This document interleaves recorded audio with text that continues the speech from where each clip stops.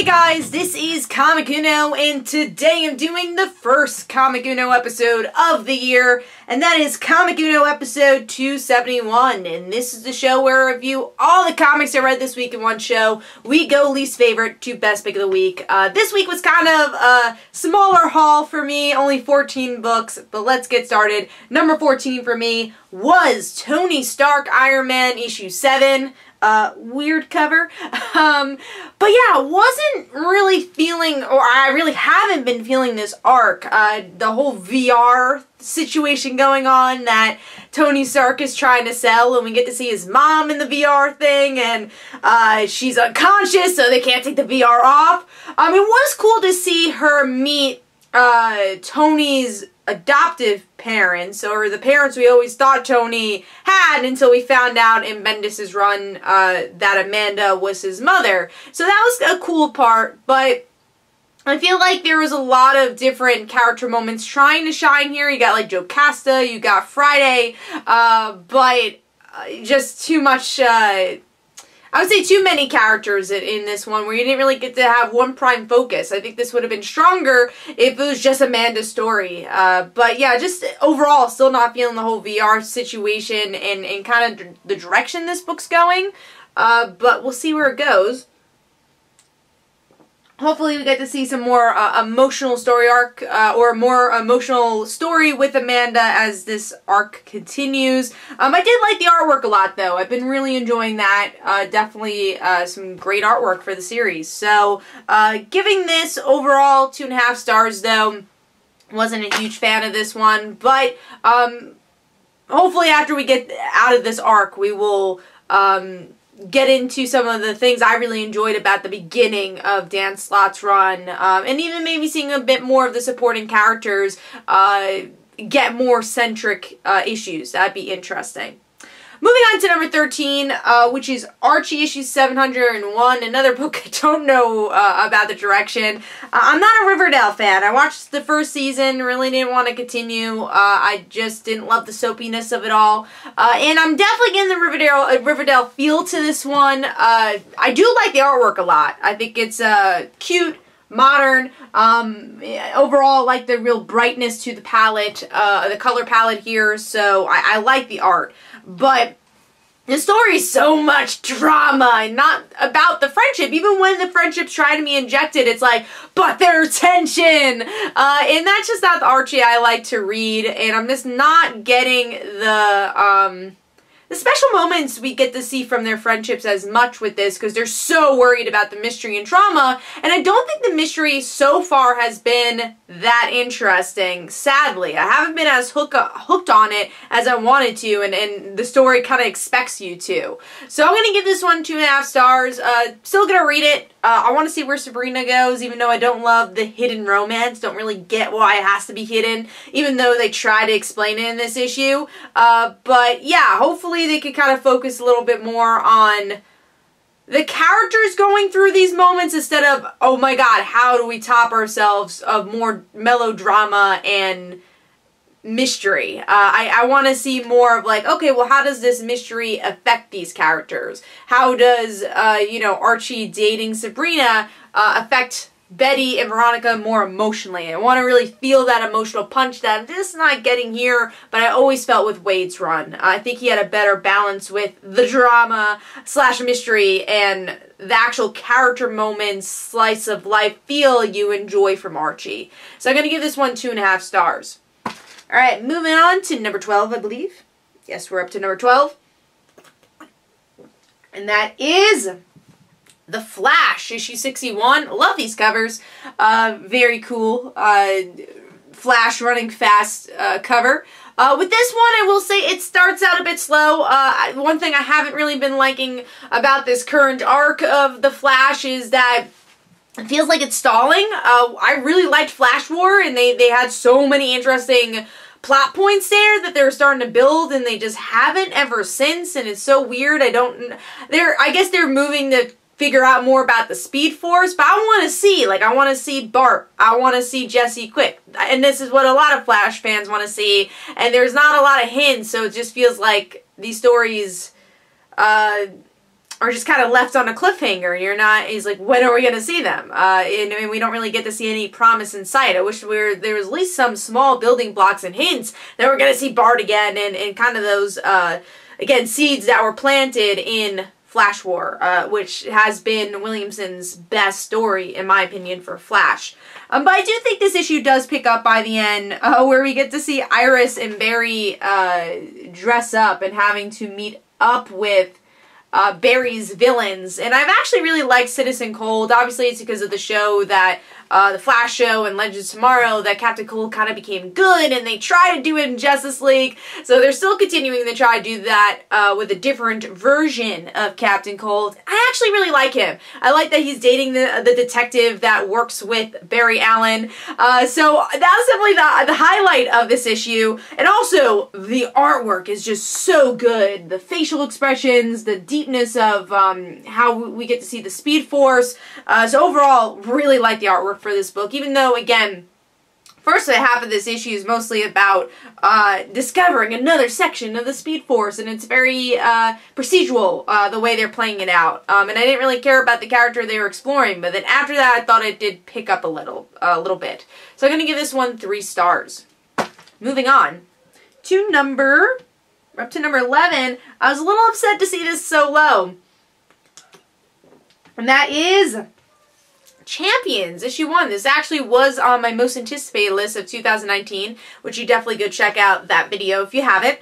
But Champions for me, first of all, I did read the last issue of Champions, and I liked that it was about just a few of the teens. And now that we're getting to see this international Champions, I feel like they're focusing on way too many things. I'm like, alright, we got Group A, Group B, Group C, and the parts I liked is when we focused on the actual Champions, where we got to see the drama unfold of Sam not having his powers, Viv and Riri trying to figure out their relationship after Viv kissed Riri, and really, Riri does not know how to feel about this and is trying to push Viv away.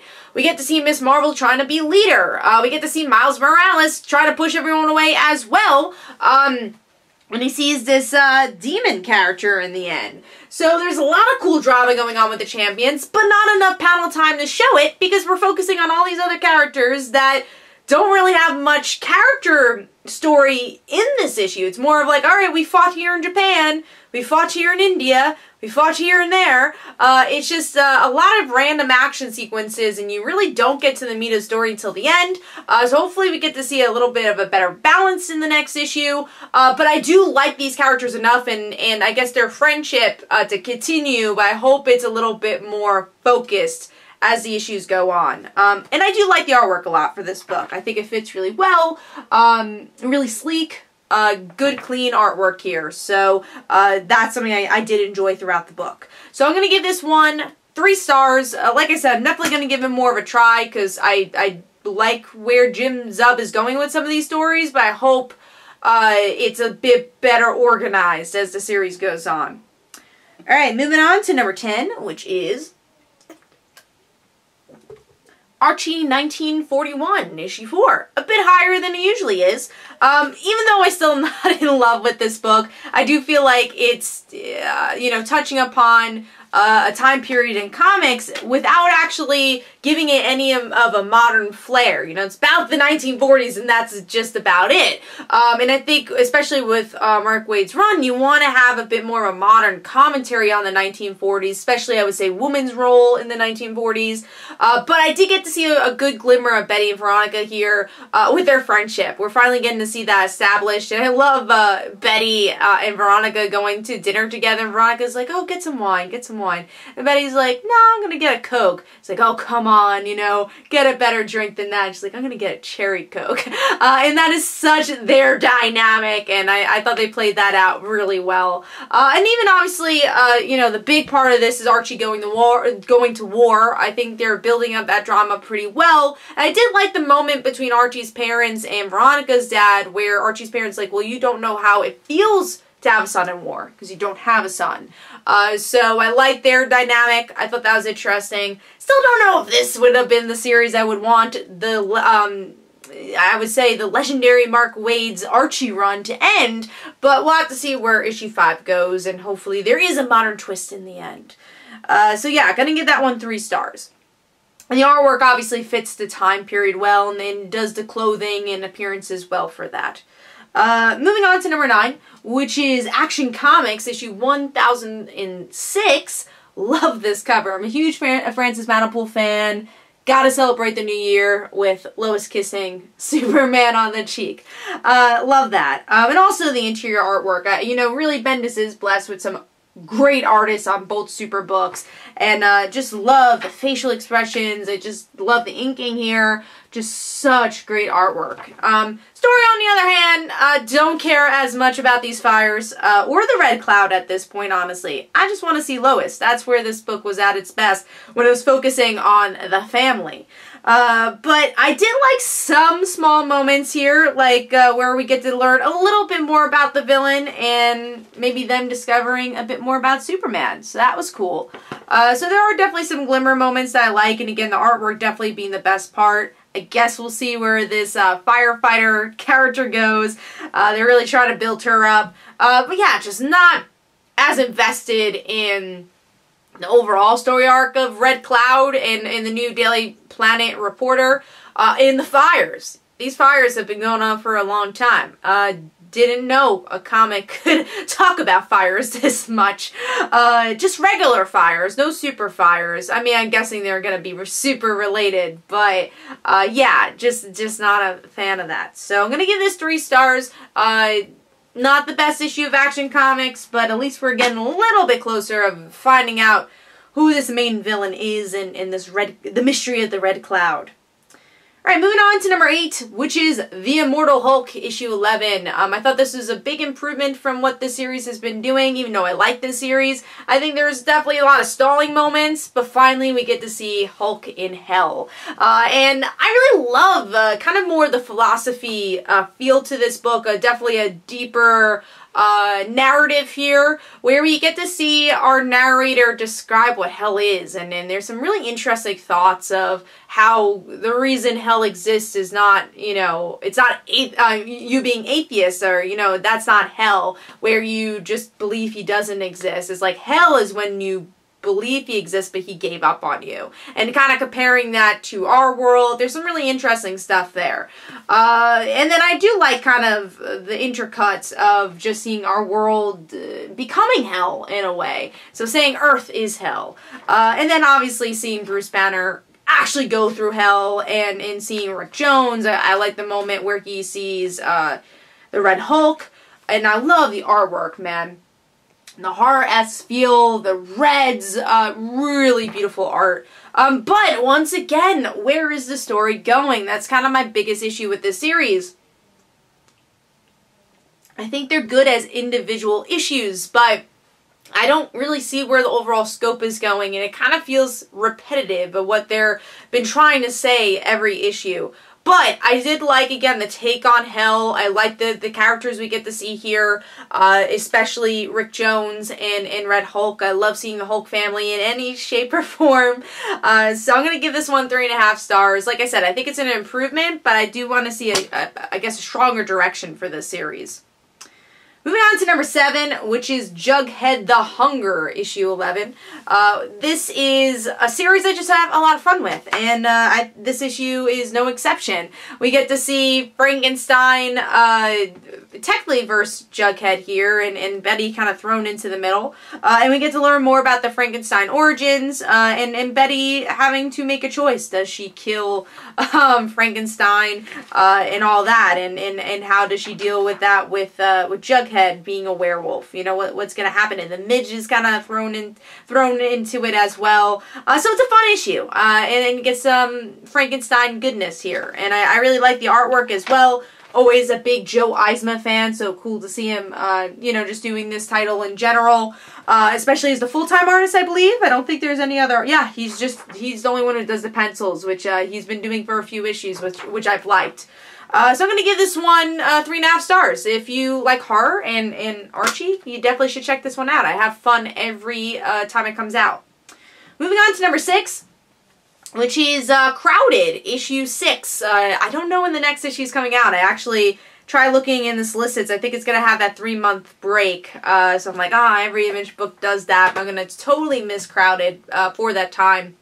And this definitely is more action-packed, talking about the race, and he's not a race car driver, but he's like, he wants murder, obviously, Charlie, especially, but I don't really like him that much. I totally get he's like the social media guy, people love him, and he's just coming up with like a mousetrap way to kill Charlie, which was inventive, but I think kind of went on for too long. But the moments I like, as always, is Vita and Charlie. Kind of learning more about each other without being exposition-y, making these characters feel real. And that's something I've really enjoyed, how this character story has unfolded, and still we don't know much about these characters past I would say past their present. You know, we're just learning more about Vita. It looks like she might be a cop with some more of the clues, and I love the ending of this issue where Vita's like, I don't trust her. I don't trust Charlie. Even though they've been hanging out for a while, she's protecting her, she doesn't trust her. So now they're getting out of their home, so we'll have to see where that takes them. And then you do have an interesting mystery of who this girl is. Seems like she knows Vita. I don't know who it is. I think it has to be one of the cops. I'd be really surprised if it's the girlfriend. But yeah, overall, again, best parts are Vita and Charlie. I do think they focus a little bit too much on the world building here, where I didn't think it was as necessary. But yeah, overall gonna give this one 3.5 stars, and that is number 6. Moving on to number 5. Number 5 is Detective Comics, issue 995. Ever since Tomasi jumped onto this book, finally we're really getting a direction here. And honestly, some gutsy moves. We get to see Leslie Thompson maybe die. This is a huge Bat character, and she might die here because of the Joker serum. And I love, you know, Leslie is one of the only people who knows that Bruce Wayne is Batman. So we really get to see this special relationship, especially because she knew him as the child Bruce Wayne, that these two have, and why Batman would be broken that she is not alive. My only complaint, I guess, I like the artwork, but there is a lot of lines going on in the face, so that's my only complaint about it. But honestly, really solid issue. Like I said, some really gutsy moves in this one that I didn't really expect. So definitely invested to see where this one goes. I'm going to give that one 4 stars. Moving on to number 4, which is Batgirl, issue 30. I love this run. I've been really enjoying it, and I continue to enjoy it. I like how politics have been injected in this storyline, especially where we get to see this candidate going against James Gordon, and Barbara sees that she might be a target of a worse person. And Barbara's like, alright, well, I'm going to volunteer and kind of figure out what's going on. And obviously Jim gets very upset, like, how could my daughter betray me? How's this going to look? So we get to see the politics of Jim Gordon and the politics of Gotham, which was really interesting. But then you get the small moments that I love about this run, where we get to see Jim does not know that Barbara's Batgirl, and there's a moment where he gets his gun out, and Barbara's like, oh god, like, a picture if Jim knew, you know, that Barbara was Batgirl. That's the worst thing to do. A, it's your daughter, you're pulling a gun, but B, especially the past that Batgirl has had with guns. So those small moments is what I really enjoy, and not honestly a dynamic between a young adult and father I think is really interesting, because a lot of times we get it, you know, teenagers and father figures, but never, you know, 20-something-year-old daughter with their father. So it's a nice new dynamic where Barbara's like, hey, I'm an adult, don't treat me like a child. But then, you know, there's circumstances where they're both trying to protect each other. So, and then you get an interesting ending where maybe one of the characters does know the connection to Batgirl and Jim. And what will that mean with everything? Also love the artwork. I think it's just kind of just classic Batgirl, classic Batman art style here. It's still bright, some good facial expressions overall. So, giving this one 4 stars. I've been really enjoying Batgirl, and so glad it's at this point, psychological but still fun. It's just such a great balance. Moving on to number 3. Number 3 for me is Runaways, issue 17. Really solid issue for me, but I will say it's very much a build-up issue, which is okay. I'm still upset that Chris Anka's leaving the series next issue, but I thought this was a good build-up issue to hopefully an epic finale for this arc and obviously for Chris Anka. And I love the designs. That's something I really enjoyed about this issue the most is the designs of the characters' clothing. We get to see this throwback to one of, I believe it was either one of the covers or one of just the collections of their clothes. Even Chase is wearing that same shirt. And it shows how much they've grown as characters stylistically. So that was pretty cool to see. But yeah, in this issue we get to see Alex obviously wanting to kill Gib, who, you know, the Runaways have kind of become friends with in a way, but they don't trust him because he's evil. But then they see Gib actually starting to like them and saying, no, you know, we shouldn't do this. We shouldn't have them sacrifice anybody. And he's kind of learning what humans are. And of course, Alex being Alex, after the Runaways are like, no, we're good, even though they're kind of fighting with this conflict. He wants to kill Victor, so we'll have to see where that goes.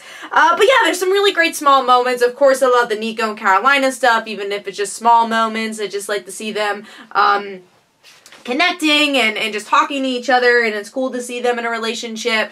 And then another relationship I've had such a great surprise with is Gert and Victor, where Victor is telling Gert, go back, you know, it's not too late. And Gert keeps saying, no, I don't want to. I don't want to change us. And I think that's such a cool dynamic and a cool thing that, you know, what would happen if she goes back? She probably wouldn't be in a relationship with Victor. Time's a complicated thing. Time travel especially is a complicated thing. So yeah, you know, it brings a lot of themes that we love about Runaways here, but definitely very much a build-up issue. And again, excited to see where that explosion goes. So giving Runaways issue 17 4 stars, and that is number 3. Moving on to number 2.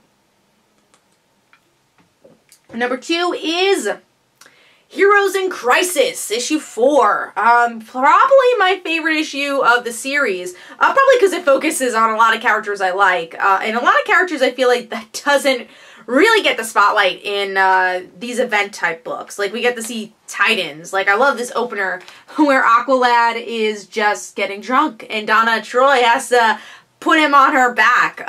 In these little interviews that we get to see intercut, where Donna just talks about the origins of her name, I thought was pretty cool. And I will say one of my complaints with this issue, though, is that everything kind of feels sporadic. Even though I do like seeing Donna and Batgirl, which I'll get to, and Black Canary, it kind of all felt like, okay, like, what story do you want to focus on? But that made sense towards the end, which is the big reveal that Lois Lane has made the article of that Sanctuary exists, and that she's seen the tapes of these interviews. So that's the big moment where I'm like, okay, it's more about the tapes than anything, so I guess the scattered feel is okay, but still that scattered feel is there. But my favorite moments definitely being, I mean, I think some people will say Booster and Blue Beetle, but for me it has to go to Batgirl and Harley. I love where they kind of relate to each other because of their trauma, and Batgirl definitely understanding Harley, having that hug with her, and I love Batgirl kind of explaining where she doesn't feel like, you know, Batman always looks at her like a broken person. And the moment I love this panel, I love this page. It's such a small beats where you take a whole page and Barbara's taken off her belt and shows the gun wounds, where she's like, there and there. Damn, that was powerful. I love that moment. But then I also question, because Heroes in Crisis doesn't have as many tie-ins, will Jim Gordon know, right? Because we got to see this, that Lois Lane's making this article. So if Jim Gordon sees this video, Batgirl, I think it's going to be pretty obvious that this is his daughter. Like, they don't have the same exit wounds, right? Like, Jim knows that his daughter got shot. So these are like the little continuity things that I'm like, alright, how are they going to tackle this? How are they going to relate this to the other titles where, again, I was just talking about Batgirl this week, Jim Gordon obviously doesn't know that Barbara's Batgirl. Obviously, there's always different takes of that. This writer decided that he doesn't know. So yeah, I'm interested to see where that goes. But overall, really like the character moments a lot. Really like the interviews. Again, only complaint is it's a little scattered, but that ending was so good. And can't wait to see where Tom King takes this one. It's cool to see him write Batgirl, because she's usually not in the Batman series. So it's cool to see that Tom King definitely knows her voice, and I would like to see him write Batgirl a little bit more often, not just the Robins. Let's see Batgirl in Batman as well. Anyways, yeah, giving that one 4.5 stars, and as number 2. Moving on to number 1, and that is Young Justice Outsiders Prelude issue 1. I did an in-depth review for this on my channel, so definitely go check that out. But I just really like this. If you are looking forward to the return of Young Justice, this was such a good chapter to get into it. Everything I loved about Young Justice was here, especially if you're a Superboy and Miss Martian fan. We really get to see the best of their relationship, and I really like the more psychological aspects explored here, but still kind of, you know, the remembrance of what I loved about the tie-in comics is that it was kind of more than just a tie-in. Yes, you didn't have to read it if you just wanted to watch the show. There wasn't like plot progression as far as like, oh my god, you have to read issue 15 to get what's going on in episode 3 of Young Justice, but it's more about the character depth and that exploration, and we really get to see that with this issue with some fan favorites. Like I said, Superboy, Gar, we get to see Miss Martian. I love that Batgirl was thrown in there just to kind of see her, because we didn't get to see her as much in Invasion, so it's nice to see her on a mission with less people, so you get to really hear her voice in this series. I love, again, the cartoony nature that Christopher Jones brings to the artwork, but still feeling very much like the art style from the series, but bringing its own flair. So overall, I'm going to give that one 4.5 stars. That is my pick of the week. Hopefully you guys enjoyed. Let me know in the comments below what was your favorite comic, and of course, go follow me on Twitter. Don't forget to like my Facebook page. Also, description below, there are links for my comic book, Like Father, Like Daughter. Don't forget to like the Facebook page of Like Father, Like Daughter. And guys, also, every Tuesday at 10 p.m. Eastern Time on Comic Frontline is Frontline Live, where we talk about our top 5 comics of the week and comic news. So be sure to check that out as well. Hopefully you guys enjoyed this Comic You Know. Bye.